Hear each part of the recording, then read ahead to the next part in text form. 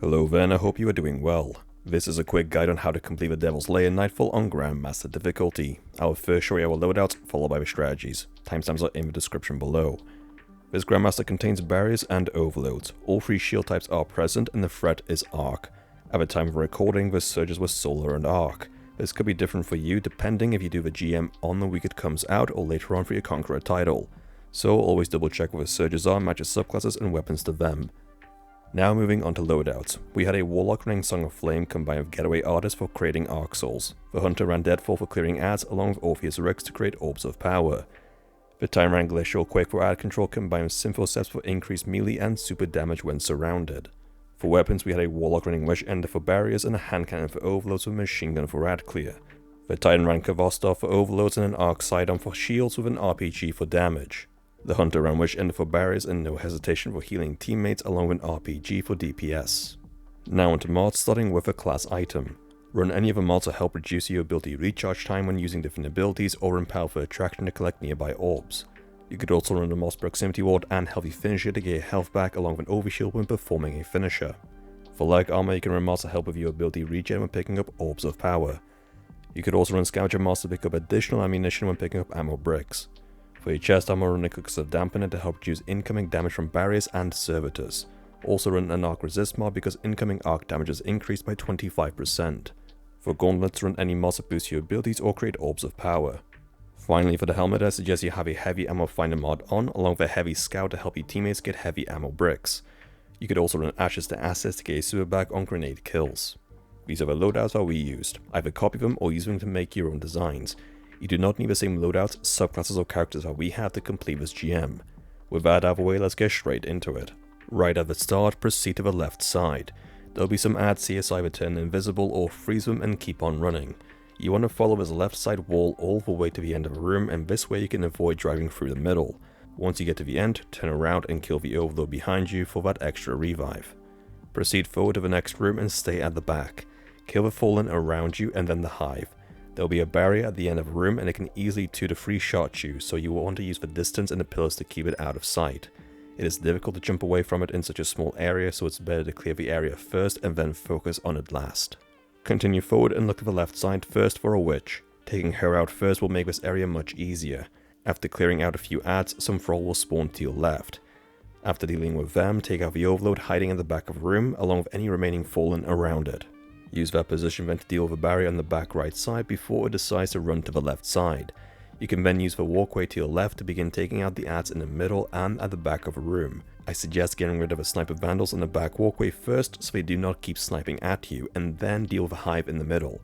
Once most of the ads are dead, focus on the overload at the back of a room and any remaining survivors hiding behind the boxes. From here you have two options. You can either use the train to your right for cover or use a platform at the back of a room. It is a lot safer to use the train but quicker to use the platform, so the choice is yours. Personally, we use the train because it is a lot safer. For the first wave, you will have Fallen spawning on the back and they will try to rotate to you on your left and right sides by the door. Be careful of the Vandal snipers that will be positioned on the walkway in the middle of the room. Amongst them will be an Overload and 2 Arc Captains. The Arc Captains will always hide it near the back, so leave them for last so that you can collect the heavy ammo after the first wave. Afterwards, the second wave of ads will contain Hive and Fallen, and they will all be fighting in the middle of the room. From the back of a train area, you can see every single enemy and take them out very easily. Since the enemies all spawn together, you can chain your supers to kill them in large groups. Among the wave will be one barrier, knights and witches. As you can see, the combination of supers and transcendence gave the ads little to no chance of getting out of a doorway. The last wave will be mainly Fallen along with 2 overloads. There will be more snipers spawning at the back of a map, so take out all the small ads and leave it to overloads as close to the end as possible, as this will be easier. Amongst the waves will be more snipers spawning on the middle walkways as well as shanks from the rooms to your left. So keep your distance and continue to snipe from the back of the train area. Just before the walker room you will have a side room with a bunch of snipers and an overload champ. Get rid of all the minor ads first so they do not get in the way and then focus on the overload champ. Up next you have the walker room. Before going anywhere, you will need to deal with the ads on the left side by the building. Put down a super and begin taking out the barrier and the snipers around it, as well as the ones on top of the building. You might also want to focus on the 3 snipers to the back right of the room too. Then go all the way to the left and take out the group of ads hiding in the building, as well as the snipers on the top. This will secure the whole front of the map. Afterwards, you need to get rid of the bricks, and it doesn't matter which order you do it in. We start with the one on the left since it is one of the easier ones to kill first. Be careful though, because there will be snipers around it, and in the middle of the map there are marauders that can sneak up on you from the bridge. Once done, go to the right side and do the same to the second brig. There should also be an overload champ lurking about, and it will usually teleport to you when you begin damaging that brig. Be careful of the walker here because it can target you, so if you see a red laser, jump out of the way. From here, just sit on top of a building and begin to kill the walker as well as the ads around it. There will be plenty of vandals running back and forth, but Wish Ender makes short work of them. Among them should also be a barrier champ, which can either be in the middle or by the walker. If you begin damaging it early, it can run away to the walker, so I suggest you try to destroy it from top of a building just to get it out of the way. Every so often a skiff will appear to spawn in more ads. When that ship appears, just jump off the building and hide underneath it until the ship flies off, or destroy the guns on the ship and continue to snipe away. Once the walker falls, move to the right side and get rid of the marauders hiding underneath this bridge as well as any vandals hiding in this area. Next, there will be an overload hiding in the middle crate, but if the walker dies first, it will run away to the back of the map.